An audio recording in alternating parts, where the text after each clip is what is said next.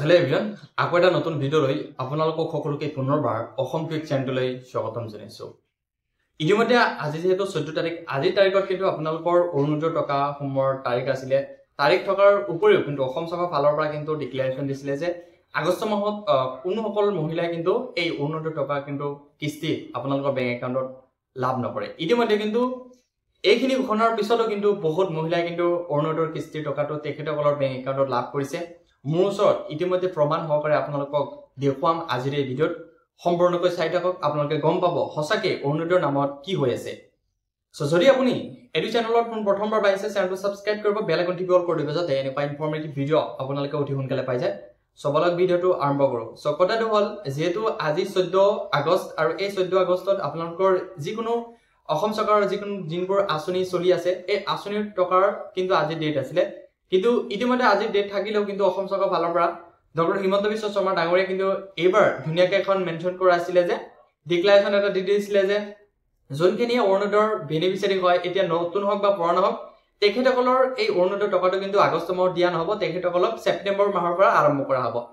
ছেপ্টেম্বৰ মাহৰ পৰা আৰম্ভ কৰাৰ উপৰিও কিন্তু এতিয়া এই অৰুণোদয়ৰ টকা কিন্তু বহুত মহিলাই কিন্তু পাবলৈ সক্ষম হৈছে।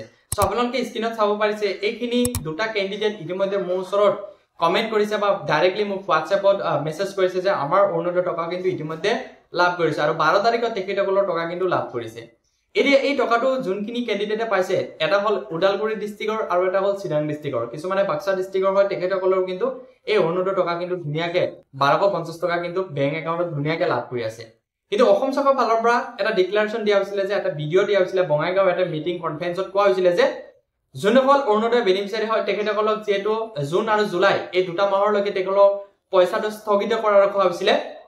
কিন্তু বহুতে প্ৰশ্ন কৰাৰ পিছত অসম চৰকাৰৰ ফালৰ পৰা ডক্টৰ হিমন্ত বিশ্ব শৰ্মা ডাঙৰীয়াই ৰিপ্লাই দিছিলে যে আমি কি কৰিম, 3টা মাহ কি কৰিম, এই অৰুণোদয় টকাটো আমি বন্ধ কৰি ৰাখিম, কাৰণ তেখেতসকলৰ কেৱাইচিৰ কাৰণে কিবা প্ৰব্লেম হৈছিলে।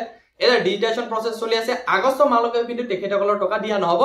তেখেতসকলৰ টকা কি কৰা হ'ব, ছেপ্টেম্বৰ মাহৰ 17 তাৰিখৰ পৰা আৰম্ভ কৰিব। যিহেতু ছেপ্টেম্বৰ মাহৰ 17 তাৰিখত নতুনখিনি যোনখিনি অৰুণোদয় 3.0 আবেদন কৰিছিলে তেখেতসকলৰ অৰুণোদয় 3.0টো আৰম্ভ কৰিব আৰু সেই আৰম্ভ কৰাৰ পিছতেই ছেপ্টেম্বৰ মাহৰ পৰাই আপোনালোকৰ এই যোনখিনিয়ে পুৰণা আছিলে তেখেতসকলৰ পইচা হয়তো বন্ধ হৈ আছিলে, হোল্ড হৈ আছিলে বা নতুন আছিলে, এই নতুন আৰু পুৰণা সকলো যোনখিনি বেনিফিচিয়াৰী আছে সকলোৰ কি কৰা হ'ব, পইচাটো এই ছেপ্টেম্বৰ মাহৰ 17 তাৰিখৰ পৰা তেখেতসকলৰ পোৱাটো আৰম্ভ কৰিব।